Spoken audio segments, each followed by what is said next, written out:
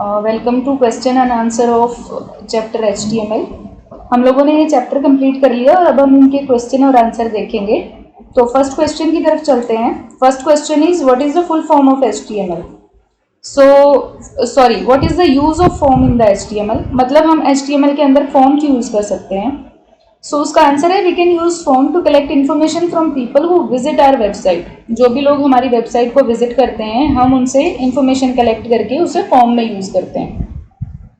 एक फॉर्म के अंदर इनपुट फील्ड होते हैं, तो remind user to enter information. एक फॉर्म के अंदर बहुत सारे इनपुट फील्ड होते हैं जिसके अंदर हम इन्फॉर्मेशन डाल सकते हैं। आपको चैप्टर के अंदर इनपुट फील्ड बताए गए थे, तो उसके अंदर जो इन्फॉर्मेशन हम डालते हैं, और कभी कभी सिलेक्शन की चॉइस होती है, रेडियो बटन की चेक बॉक्स की, तो हम उसमें जब इन्फॉर्मेशन डालते हैं और उसके अंदर हम इनकरेक्ट डाटा एंट्री को अवॉइड करते हैं। जैसे अगर सिलेक्शन बॉक्स है या रेडियो बटन है, उसमें आपको 3 या 4 ही चॉइसेस दी गई हैं, तो जो आप चूज करोगे, जो वेब पेज जिसने बनाया है उसने वो 4 चॉइसेस डाली हैं, मतलब आप अपनी तरफ से नहीं डाल सकते हो 5वीं। केवल टेक्स्ट बॉक्स के अंदर आप इन्फॉर्मेशन डाल सकते हो। तो ये सारी चीजें फॉर्म के अंदर होती है, ठीक है। So this is a short answer type question. Okay, next question देखते हैं। Next question is explain the different input control of a form. मतलब एक फॉर्म के अंदर कौन कौन से इनपुट कंट्रोल होते हैं वो आपको इसके अंदर बताने। देखो, एक फॉर्म के अंदर 2 तरह के इनपुट कंट्रोल होते हैं। पहला है डाटा इनपुट कंट्रोल और फिर दूसरा है टेक्स्ट इनपुट कंट्रोल, ठीक है। टेक्स्ट इनपुट कंट्रोल में 3 तरह के कंट्रोल हैं और डाटा इनपुट कंट्रोल में 5 तरह के कंट्रोल हैं। पहले डेटा इनपुट कंट्रोल देख लेते हैं। डेटा इनपुट कंट्रोल में इसके अंदर इसने बताया कि इसमें रेडियो बटन होता है, एक रेडियो बटन होता है, एंड देन एक चेक बॉक्स होता है, सबमिट बटन होता है, ठीक है, एंड रीसेट बटन होता है, सिलेक्शन मेनू।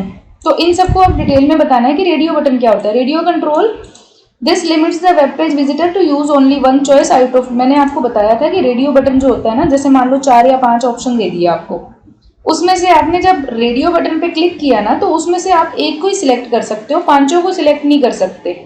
तो जब आपको गिवन चॉइसेस में से केवल एक चॉइस चूज करनी होती है तो रेडियो कंट्रोल होता है। बट अगर आपको गिवन चॉइसेस में से एक से ज्यादा चॉइस करनी होती है तो उसके लिए चेक बॉक्स होता है। तो नेक्स्ट कंट्रोल वही है, check box. This control allow a web page visitor to select more than 1 choice. मतलब एक से ज्यादा चॉइस, आपको एक लिस्ट में चॉइस दी हुई है, उसमें से आप एक से ज्यादा चॉइस चूज कर सकते हो, ठीक है। नेक्स्ट है सिलेक्ट कंट्रोल। सिलेक्ट कंट्रोल एक ड्रॉप डाउन होता है, आप जब क्लिक करते हो ना तो वो ड्रॉप हो जाता है। फिर उसके अंदर जो ऑप्शन होते हैं ना वो आप सिलेक्ट कर सकते हो without having to type in text. मतलब वो टेक्स्ट होता है लेकिन आपको टाइप करने की जरूरत नहीं है, आप बस सिलेक्ट करो और वो वेब पेज के अंदर इंफॉर्मेशन स्टोर हो जाएगी। नेक्स्ट कंट्रोल है सबमिट कंट्रोल। ये मैंने आपको चैप्टर में कराया था। सबमिट बटन होता है, जब आप बटन पे क्लिक करते हो ना तो आपने जो डाटा पेज के ऊपर डाला होता है वो उस वेबसाइट के पास चला जाता है। उसके बाद वो डाटा वो वेबसाइट वाले यूज कर लेते हैं अपने हिसाब से, ठीक है।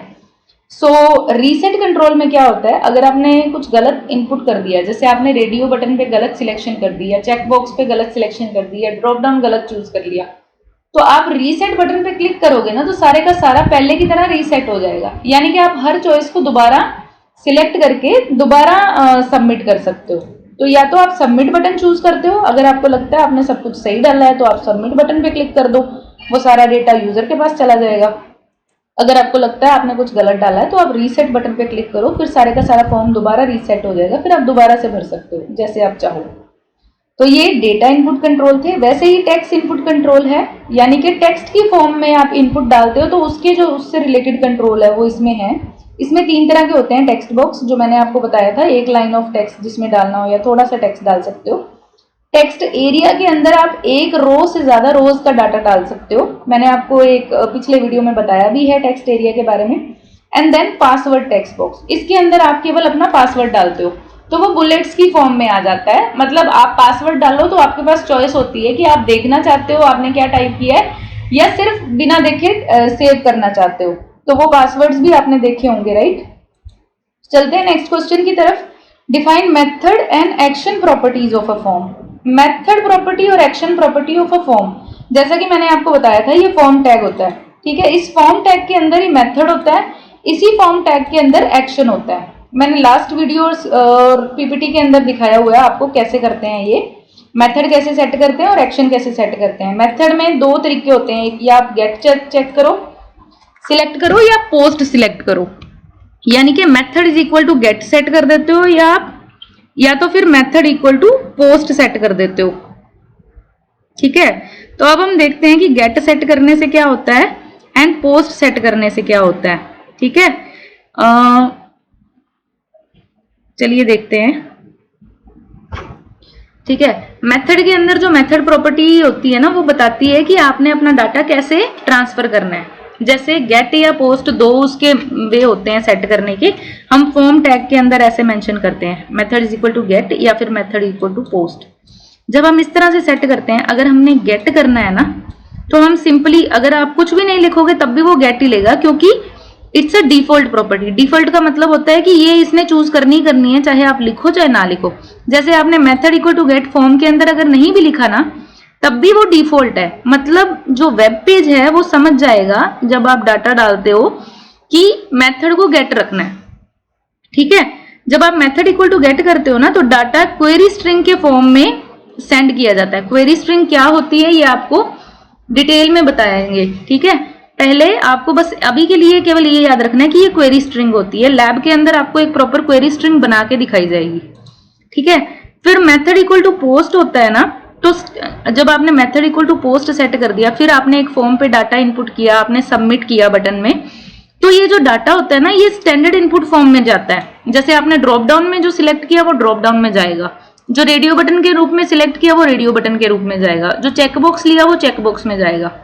मतलब वो क्वेरी स्ट्रिंग नहीं बनेगी। क्वेरी स्ट्रिंग का मतलब होता है कि एक सीक्वेंस ऑफ एक बड़ी सी स्टेटमेंट बन जाती है स्ट्रिंग फॉर्म में, अल्फा न्यूमेरिक, और वो उस फॉर्म में ही डाटा जाता है, तो वो क्वेरी स्ट्रिंग के फॉर्म में होता है। पर स्टैंडर्ड इनपुट का मतलब है आपने जो भी सिलेक्ट किया ना, जिस फॉर्म में सिलेक्ट किया वो वैसे का वैसे जाएगा।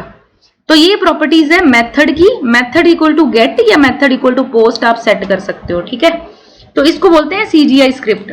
मतलब सीजीआई स्क्रिप्ट यानी कि आपने या तो एक यूआरआई डालना होता है वहां पे, यूनिफॉर्म रिसोर्स इंडिकेटर, या तो फिर ईमेल एड्रेस डालना होता है, यानी कि आप चाहते हो आपका डेटा कहाँ जाए, तो वो आपने वहां पे सेट करना होता है। दूसरा है एक्शन।